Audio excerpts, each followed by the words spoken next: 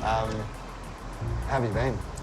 Dan is not a regular friend because he's the last person I dated before Gino. Jasmine meets up with her ex, Dane, behind Gino's back. And I'm confused. Well, she did say she tends to go to extremes. I reach from one point, to the other in seconds. Dane is out here giving Prince Charming vibes with a head full of hair. Meanwhile, Gino gives Uncle, who goes nowhere without his hat. And we all know why. I don't know, I think you're fantastic. Any man would be lucky to have you. This Australian accent? New Zealand? What is it? I don't know, but I like it. Australian.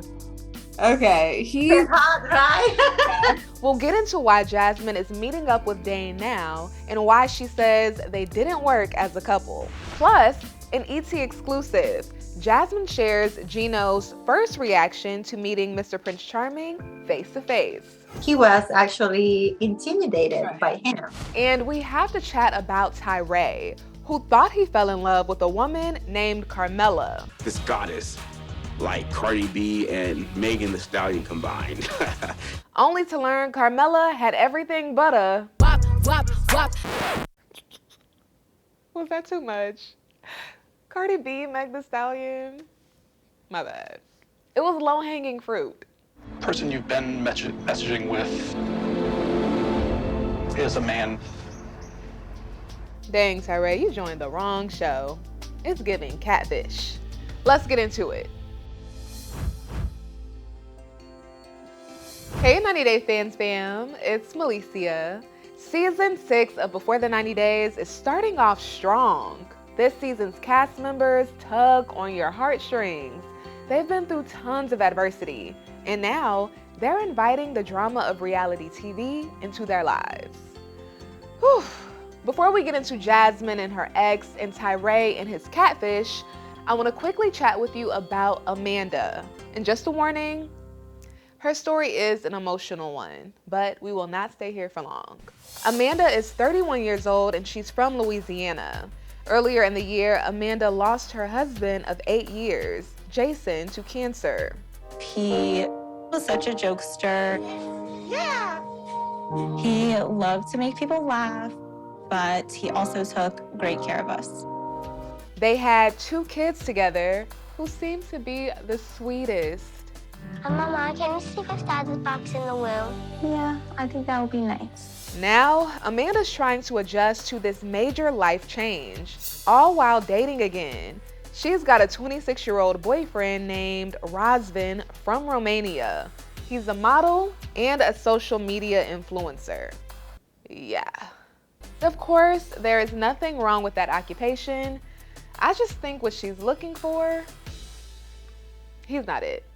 I told Razvan really early on that I was a widow, and he truly has been someone that I can lean on, and he has talked me through some of my worst days. And I will say, Amanda doesn't come off as the type who is just ready to move on from her husband. But because her husband is the only man she's been with, I think she's struggling to accept life without one. If we broke up, it's another man in my children's lives that won't be there. She wants this Razvan guy to step into this husband and father role. And he's told her, without telling her, but telling her, that's not what he's trying to do. Well, I love kids. I feel like we would play together. Yeah, but it's not only about playing with them, though. You have to take care of them, like help them, guide them. No, listen, I know it's important to be a role model, but they are missing their father, and I never can replace him, but I want them to see me like a friend. She's traveling to Romania to meet Razvan for the first time soon. But once all of this is said and done, hopefully she'll allow herself some time to grieve. It hasn't even been a year yet, so I could only imagine how hard it is for her deep down. I'm wishing her and those adorable babies the best. All right, moving on to Tyray getting catfished on 90 Day Fiancé. It kind of rhymed. Anyway, let me give you a little backstory on him. My name is Tyray. I'm 33 years old, and I live in Modesto, California.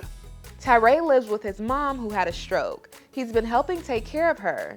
They seem to have a beautiful relationship. Tyray is a teddy bear. He's a good guy. I have 2 more sons and 2 daughters, but Tyray helps me out more than any of them. We have a really good relationship. For fun, Tyray likes to play the ukulele. I'm not a musician, but I did pick up the ukulele because I noticed that everyone who plays it looks happy.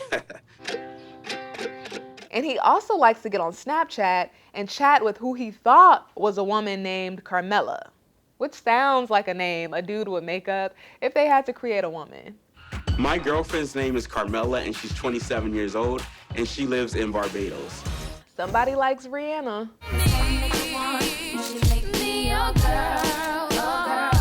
Me and Carmella chat every day about everything, from like random stuff to our plans for the future. We've been talking for almost 4 years now. Wow, 4 years? Carmella doesn't work right now. No, Carmella has made it her job to scam you. She's extremely emotionally supportive, especially when my mom got sick, so she was there for me. I really appreciated that from her. This is so messed up. What's wrong with people? Why would you play somebody like that? Tyray hasn't told any of his loved ones about Carmella because he doesn't want them to judge him, which tells me he knew something was off. They only talked on Snapchat for 4 years and never video chatted? Come on now. We only communicate on Snapchat, but we do have, naughty Snapchat sessions. Now the question is, where is this catfish getting all these naughty images from? Overall, this just shows you how much Tyray is yearning for an intimate connection. Before I go up to Barbados, I do want to tell my family about Carmella. They have to know how deep I'm in love with her. I want them to feel the love that I have for Carmella. Tyray has been overriding all reason just to feel like he's in love. I wish I had a superpower to find people's perfect match and bring them together at the right time. Because I do believe there is someone out there for everyone.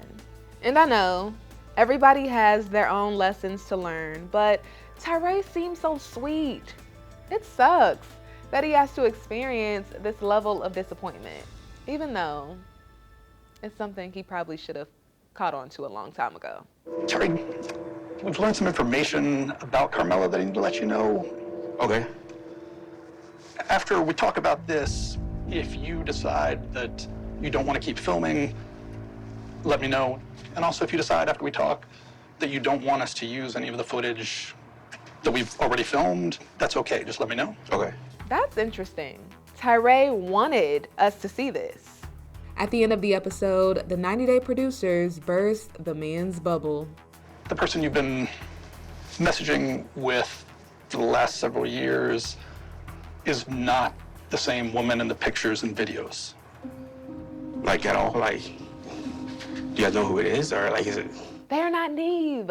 We need Neve. There's a lot that we don't know, but after you gave us Carmella's number, we reached out, and it took a while, but eventually we made contact. We talked to them for a bit, and the person admitted that they're not who they've been telling you that they are. So the person you've been messaging with is a man. Wow. I'm sorry. Oh, don't you just want to hug him? And y'all, from the looks of the trailer, his storyline is not going to end here. This is an escort page. This is her, right? Oh, man. Well, it's not the phone's fault, Tyray, but I understand. Take a break. All right, let's move on to Gino and Jasmine. I want to tell you that I love you, baby. Mwah. Gino is preparing to head back to Panama to spend time with Jasmine. She's waiting on her K-1 visa to get approved so she can finally come to the US. In the meantime, she talks Gino into paying for a luxury apartment for her while she waits for her paperwork to go through. Gino reluctantly says yes. But come to find out, she learned about this luxury apartment through her ex. Good to see you. Yes, you always How have you smell so been? good. Ooh, Andy smells good. The power of cologne, man, the power of cologne. Some good smelling cologne can work wonders. I met Dan through a mutual friend like 5 years ago. It's a person you can trust. He's handsome, he's rich. I mean, he has so many good qualities. Okay, let's get back to his character, Jasmine. She says he's a person you can trust. And as our conversation goes on, you start to see he's also really present and a good listener. I have good news. Tell me, please. Because I just moved into your birthday. Fantastic. I'm excited we're going to be neighbours. Right? That'll be good. Yeah. We can cook together. Yeah, you can teach me to cook. Now, Jasmine, I'm gonna tell you right now, do not set yourself up by cooking with that man. Don't do it. And we know if Gino even tried to utter those words out of his mouth, Where did you do it? her response would be explosive. And speaking of Gino, Jasmine tells Dane he's coming to town, and Dane's surprised to learn that they will all three be neighbors. Wow. Happy neighborhood. So will it be awkward, you know, if I bump into him there? Well, according to Jasmine, when Gino finally does bump into him, he feels some type of way. During my conversation with her, she said Gino never talks bad about anyone, but he had a lot to say about Dane. He was like, oh, I don't know how you like this guy. Oh, blue eyes. Like, oh, come on. I was like, yes, blue eyes. Oh, and that long hair. I don't like his hair. I was like, you're crazy. He looks like a doll.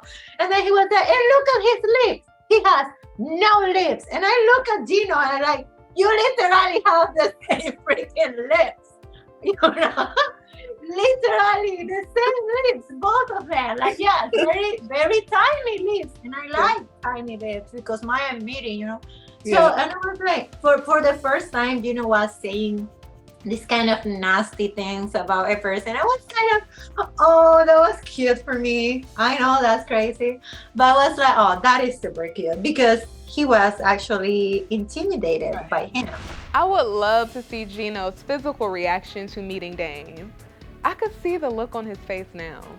Jasmine goes on to explain the reason why she and Dane didn't work out, which is that he was too nice. With Dan, everything was so perfect. He's such a gentleman. No fights, no arguments, no nothing. I got bored and I ran away. I don't get it. Send me a handsome man with a kind heart who is honest and treats me like a queen. Plus he's well off and he smells good with a cute little accent. Something is not adding up here, Jasmine. But then again, some people prefer toxic relationships because the chaos feels normal to them or it's exciting. I need someone that is gonna give me that fire, you know? She wants somebody who's gonna give her a headache. Meanwhile, I'm over here like, if you don't add to my peace, you're out!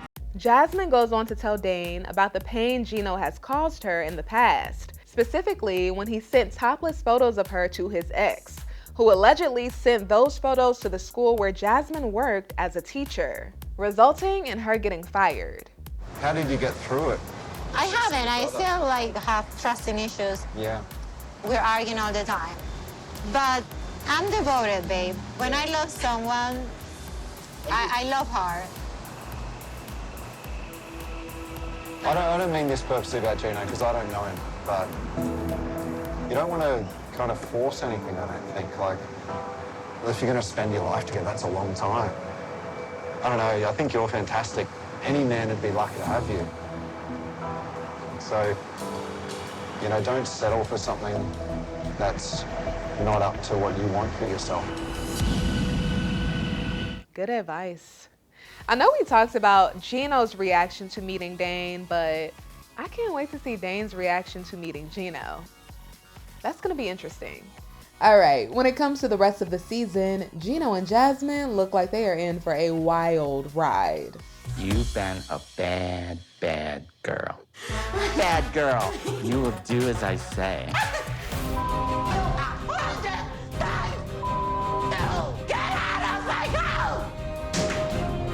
I have so much pain that I'm so broken. Be honest, you won't be happier without me. Whew. All right, 90 Day Fans fam, make sure you stick with ET because we are covering it all. I will see you next time.